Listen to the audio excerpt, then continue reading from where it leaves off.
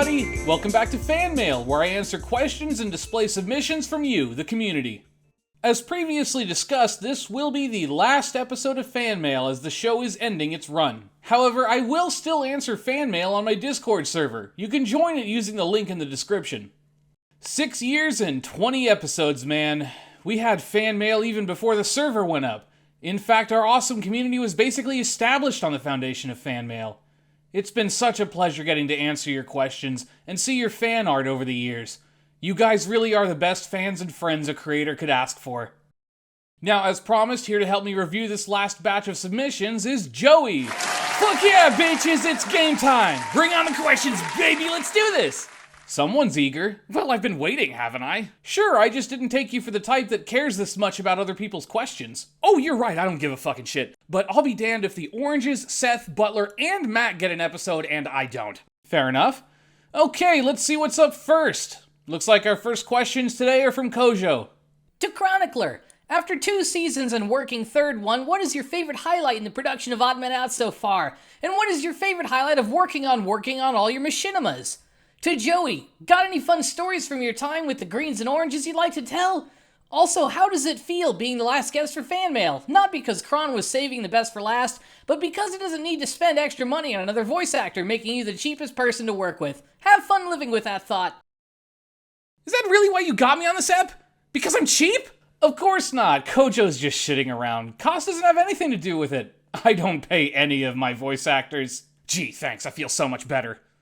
You want fun stories from the canyon? Oh, sure. Have I told you about the time when we were all freezing our nuts off the whole time we were there? Or how about when Mac put vinegar in our coffee? Or, hey, how about the time where we got attacked by maniacs and almost died? There are no fucking fun stories. It was a frozen hell, and that was it. Kojo, I think the highlight of my productions is the editing process. Writing can be exciting, but also hugely stressful and really, really frustrating. Brotherhood War and Hyborian killed set building for me forever. Voice acting plays hell with deadlines and body acting is a slog. But editing is, software issues aside, a consistently entertaining and engaging experience. There's just something about working that editing magic and fitting together all of a project's pieces that's cool and satisfying. Especially now that I have a more powerful computer that runs Adobe 110% better, editing has become somewhat of a blast, if that wasn't evident by my recent Fallout New Vegas video.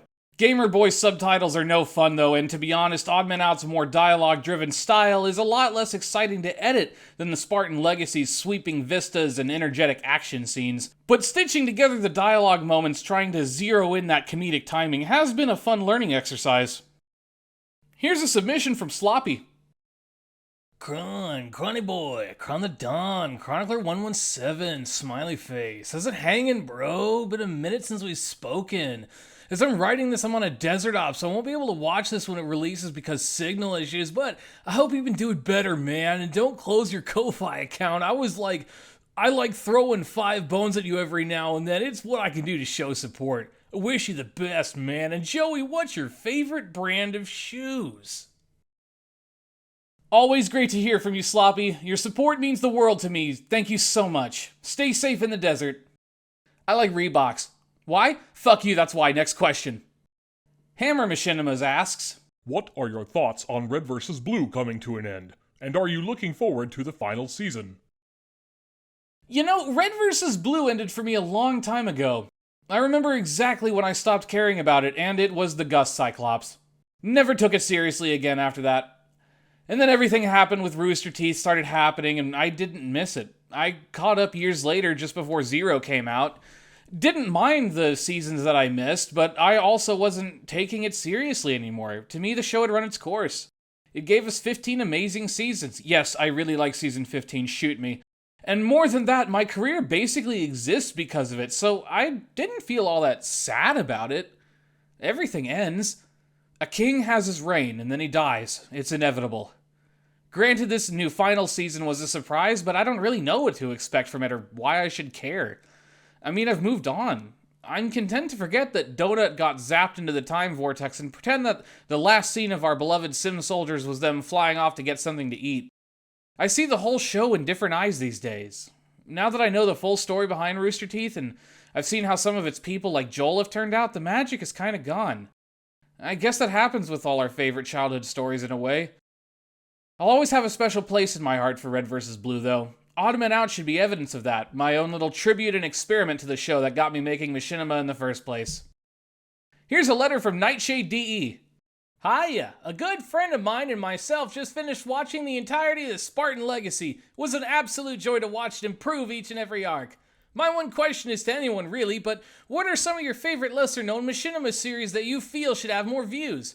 For me, it's a Machinima called Vespertine, an absolute masterpiece in my opinion. Thanks for the hours of entertainment. It's honestly incredible how long you guys have been at this. Thank you for the feedback, Nightshade, and thank you for sharing the Spartan Legacy with your friend. I'm so glad you guys enjoyed it. My channel would have never survived this long without support from folks like you. Now, if you know me well, you know I'm about to plug Dead Silent by Last Second Films again. Yep, here it is.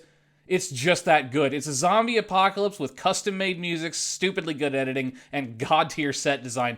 But don't take it from me, go watch it yourself. Links in the description. Here's a good one from Ebonblade. To Kron, since you are the full Halo and Star Wars expert, have you ever played with the idea of the two franchises doing a crossover? If so, which eras of them, and what would be the best way to try balancing the overall scale of either tech and enemies? So, my point of view of putting Star Wars up against the more quote-unquote grounded universe like Halo or, say, Mass Effect, is that Star Wars would pretty much instantly obliterate any of them. No matter what era it is in the Star Wars universe, the tech is all basically the same, and it is ludicrously OP compared to Halo tech. Lightsabers beat energy swords, lasers beat plasma, and you bet your ass hyperspace is faster and more reliable than slipspace travel, and more importantly, doesn't inflict reconciliation debt on your universe. Halopedia that if you don't know what it is. And that's not to mention the absolute game changer that is the Force. It's literally magic, giving people telekinesis, mind control, future sight, physical abilities beyond that of even a Spartan. The UNSC would be swatted aside like a flea, and the Covenant is only a technological monster when sized up with humanity. They've got pretty comparable tech, but Star Wars has the numbers. I mean, I feel like Forerunners would put up a pretty good fight, being a civilization advanced enough for stellar engineering, but the First Order sniped an entire solar system from across the galaxy in real time, so I feel like the potential for the Star Wars universe to beat the Forerunners is absolutely there. Although the Flood definitely poses a problem. Holy fuck, you huge nerd! Can we just get to the next question before my hair falls out? Yeah, sorry. Here's some from Hero. To Chronicler, looking back, what's your favorite series that you worked on now? I figure you might have already answered this question, but I was just curious if you had any changes in your life/work that would make you appreciate older/newer projects more. To Joey, I used to have a friend named Joey back in preschool who used to run around with his pants off, and that's the only thing I remember about preschool. Just thought you'd like to know that. I really don't know what I'm supposed to do with that information, Hero. Thanks. Go suck a dick or something. As easy and obvious an answer it might seem, my favorite production, at least at this very given moment, might have to be Hyborian. That production really was something special. For all the hardship it gave me, I genuinely had a lot of good times making it, and I met a lot of really cool people during it too. We tried new and big things, and we pushed envelopes, and oh man, the hype never died down during production. It was an amazing time, and I'm so proud of what we made of it. Also, despite the complications near the end of its development cycle, Omega Halo was a blast to make. It felt really good to revisit Halo 3, and production actually went really quickly and easily until the end. Here's a submission from OttKnight712. Dear Chronicler, what's your favorite part when you were writing Hyborian in the early stage? To Joey, what do you think about my art of you? That is, not gonna lie, still my favorite bit of fan art. It's growing on me. Seriously? Look, I have to give credit where credit's due, and that abomination made Seth cry, which is fucking awesome and outweighs how much it pisses me off. Ottnight, the world building for Hyborian was super fun to do, coming up with the environments like the abandoned wilderness, the destroyed cities, Cradle's various locations. Getting to blend together Halo's world with a Half-Life twist was something I'd been excited to do for a long time, and getting to finally do it was just awesome. Here's a quick question from Masto. 5 Whoppers and 5 more Whoppers or unlimited supply of pipe bombs? Whoppers. Pipe bombs. You think they'll figure out which one of us said which? Nah, let them wonder. Here's a question from Sodi. Kron, what's your experience on YouTube been like? Do you overall think the Machinima community is a relatively good community, and do you think it can thrive for years to come?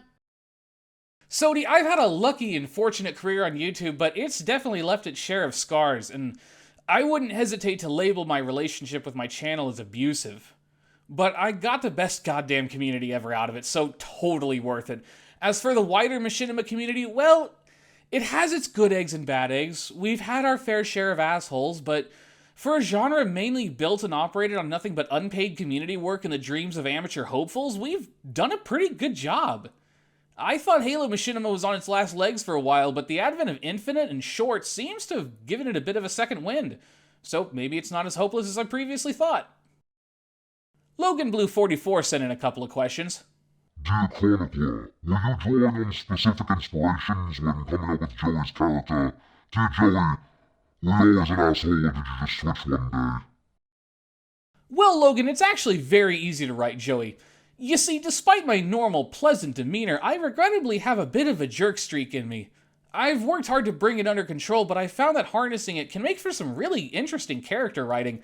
Joey is very different from my usual characters. Usually I'm writing noble heroes, but in Joey's case, I'm writing a what? Well, an asshole. Yeah. Well, there you have it, Logan. Guess I was always an asshole. Oh, like you don't love it.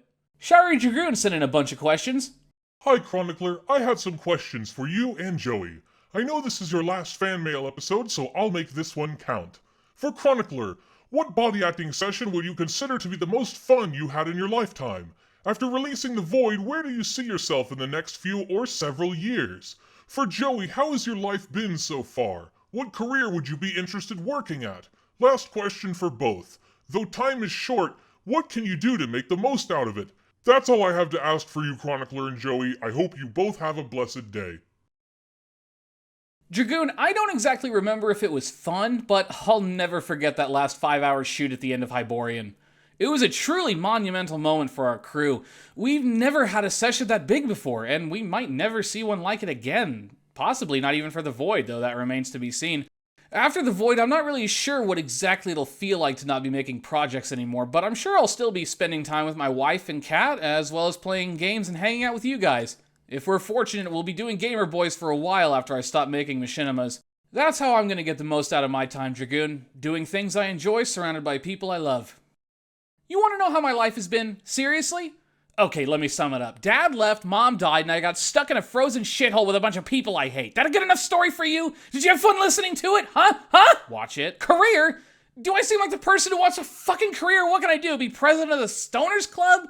Fuck, man, I hate working. Jobs are soul-sucking depression machines, and they can fuck all the way off. Thank you very fucking much. I don't want to end this series on a boot, Joey. How can I make the most of my time? I'll tell you how, by keeping myself constantly obliterated so I don't have to deal with anyone's bullshit, that's how! Mac got booted. Do you want to be like Mac? No. Good. Don't be like Mac. And remember, kids, being an insufferable jerk who blames everyone else for their shitty life choices is bad. So don't be like Joey. What? God damn it! Well, everyone, that's all the questions we have. Thanks again for— Wait, that's it? Yeah? But that was lame. Where's my part? You did your part. But the special guest star treatment. The what? The part where people carry me around in a chair and chant my name and feed me grapes. That's a thing, right? That's not a thing. That's not a thing? No, that's not a thing. I am gonna kill Mailer! Oh boy. Thanks again for your fan mail, everyone. It's been both an honor and a blast. Remember, you can still ask me stuff on Discord. I hope to see you on the server. Now, if you'll excuse me, I have to go keep my characters from slaughtering one another. Joey!